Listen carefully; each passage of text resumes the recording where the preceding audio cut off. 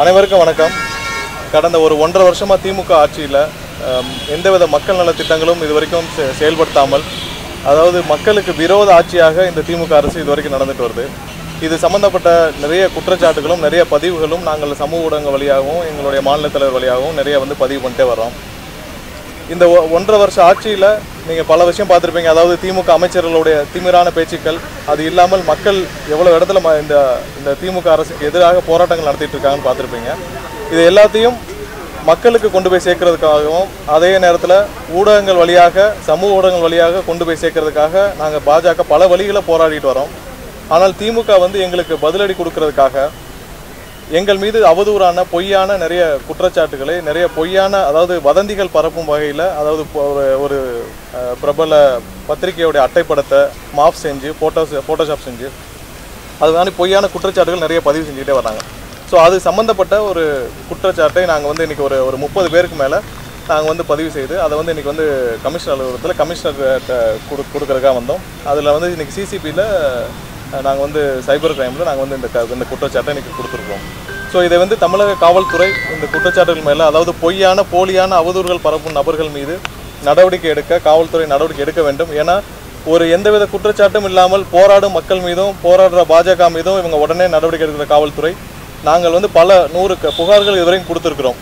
So அந்த நபர்கள் இன்றைக்கி ஆதாரத்தோடு கமிஷனர் அலுவலகத்தில் கொடுத்துருக்குறோம். அவர்கள் மீதும் நடவடிக்கை எடுக்கணும் அப்படின்னு கேட்டுக்கிட்டு இன்றைக்கி இந்த கம்ப்ளைண்ட்டை ஃபைல் பண்ணியிருக்கிறோம். எங்களுடைய மாநில துணைத் தலைவர் அண்ணன் பால் கனகராஜ் அவர்களும் நானும் இந்த குற்றச்சாட்டை இன்றைக்கி இதை பதிவு செஞ்சுருக்கோம். ஸோ இதன் வாயிலாக கேட்டுக்கொள்கிறோம். அந்த நடவடிக்கைகள் கண்டிப்பாக காவல்துறை எடுக்கும்னு நம்புகிறோம். எங்களுடைய மாநில தலைவர் மீது ஒரு மிகப்பெரிய குற்றச்சாட்டு இதில் கொடுத்துருக்காங்க. அதாவது என்னென்னா, இந்த குற்றச்சாட்டு என்னென்னா, ஜூனியர் விகடனுடைய அட்டை படத்தில், அதாவது இந்த வாரம் வரக்கூடிய இதழ்களில் அந்த அட்டைப்படத்தையே இவர்கள் திமுகவினர் சிலர் மாஃப் செஞ்சு ஃபோட்டோஷாப் செஞ்சு அவர் 5000 கோடி எடுத்து சென்று விட்டதாக போலியாக சித்தரித்து பதிவு செய்திருக்கிறார். அதுதான் குற்றச்சாட்டு. ஸோ அந்த நபர்கள் மீது நாங்கள் இன்றைக்கி கம்ப்ளைண்ட் கொடுத்துருக்கோம்.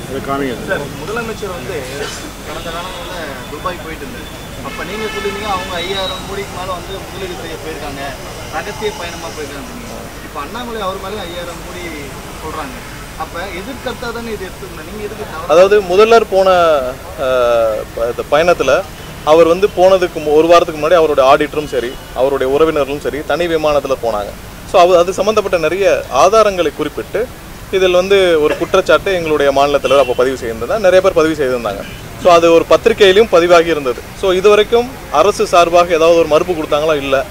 அப்போ நாங்கள் கொடுத்த குற்றச்சாட்டுக்கு அதே போல் முதல்வர் சைடு இருந்தும் அவருடைய இதில் யாரும் இது வரைக்கும் மறுப்பு தெரிவிக்கலை. ஸோ அது மறுப்பு தெரிவிக்கும் பட்சத்தில் அதுக்கான விளக்கத்தை அவங்க தான் கொடுக்கணும். நாங்கள் எங்களுடைய குற்றச்சாட்டு ஆதாரத்துடன் ஏன் அவங்களுடைய ஆடிட்டர் சண்முகவேலிருந்து பல பேர் ஏன் அதில் ட்ராவல் பண்ணாங்கன்னு சொல்லிட்டு நாங்கள் ஒரு சீரீஸ் ஆஃப் இன்சிடென்ட்ஸை வச்சு தான் நாங்கள் அதை குறிப்பிட்டோம். தனிப்பட்ட நபர்கள் இது தனிப்பட்ட நபர்களில் நாங்கள் ஒரு 30 பேர் போலியான, அதாவது போலியான ஒரு பத்திரிகையோட, இப்போ ஜூனியர் விகடன் பத்திரிகையோடைய போலியான பதிவுகளை வைத்து அதில் மாஃபிங் செஞ்சு வெளியிட்டிருக்காங்க. ஸோ அதன் மீது நடவடிக்கை எடுக்க காவல்துறைக்கு கண்டிப்பாக உரிமை உள்ளது. அதை நாங்கள் அதை கம்ப்ளைண்ட் கொடுத்துருக்கோம். அந்த தனியார் பத்திரிகை நிறுவனத்துக்கு நீங்கள் சொல்லியிருக்கீங்க, இதை பற்றி தகவலை கொண்டு போயிருக்கீங்களா? அவங்க என்ன சொல்கிறாங்க? இல்லை, அவங்ககிட்ட கேட்டுட்டு தான், அது அவங்களுடைய பத்திரிகை கிடையாது, இது அவங்க பத்திரிகையில் இந்த மாதிரி பிரசுரமாகவில்லை, அந்த மாதிரி அட்டைப்படம் போடவில்லை, ஸோ அது போலின்னு அவங்ககிட்ட வெரிஃபை பண்ணிட்டு தான் நாங்கள் கம்ப்ளைண்ட்.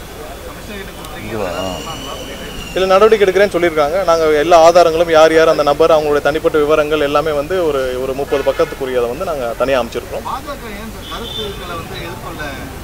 இல்லை, பொய்யான கருத்துக்கள் நாங்கள் கம்ப்ளைண்ட் கொடுத்து தான் ஆகணும். இப்போ போலியான கருத்துக்கள் பொய்யான கருத்துக்களுக்கு நாங்கள் கம்ப்ளைண்ட் கொடுத்து தான் ஆகணும். அது நடவடிக்கை எடுத்து தான் ஆக வேண்டும். அதே நேரத்தில் வேறு ஏதாவது கருத்துக்களாக அவர்கள் சொல்கிறதுக்கெல்லாம் நாங்கள் பதில் கொடுத்துட்டு தான் இருக்கோம். பல முறை திமுக கடுமையாக விமர்சித்து ட்விட்டர் பக்கத்தில் பல சமூக வலைத்தளத்தை கடுமையாக விமர்சிக்கிறீங்க. அதோட எல்லையும் அதிகமாக தானே போயிட்டு இருக்கு கடந்த சில மாதங்களாகவும் பாஜக தரப்புல இருந்து. இல்லை, அரசியல் கருத்துக்களாக நாங்கள் தான் சொல்லிடுறோம். இப்போ இன்றைக்கி மணல் திருட்டை பற்றியும், இப்போ டாஸ்மார்க்கில் இவர்கள் விற்கிறத பற்றியும், அது போக மக்கள் நல திட்டங்கள் எது செயல்படுத்தவில்லையோ அந்த மாதிரி குற்றச்சாட்டுகள் நாங்கள் அரசியல் கட்சியாக பதிவு செய்து தான் ஆக வேண்டும். ஸோ அதை இவங்க ரொம்ப கடுமையான குற்றச்சாட்டை எதிர்த்தால் அப்புறம் இங்கே அரசியலே செய்ய முடியாது. ஸோ அரசியலாக மக்களுக்கு செய்யணும்னா நாங்கள் இப்போ டாஸ்மார்க்கில் ஏன் இவ்வளோ தூரம் இன்றைக்கி ஸ்கூல் ஸ்டூடெண்ட்ஸ் வரைக்கும் போய் டாஸ்மார்க் சப்ளை ஆகுது, அதே நேரத்தில் ஒவ்வொரு விஷயத்தை நாங்கள் பதிவு செஞ்சு தான் ஆக வேண்டும். அது அரசியல் கட்சியாக எதிர்கட்சியாக பிரதான எதிர்கட்சியாக அது எங்களுடைய பணி. அதை இவங்க ரொம்ப கடுமையாக நினைச்சால் அதுக்கு ஒன்றும் பண்ண முடியாது. அதே நேரத்தில் போலியான பொய்யான இந்த மாதிரியான அவதூறு கருத்துக்களுக்கு நாங்கள் ரெஸ்பாண்ட் பண்ணிடலாம்.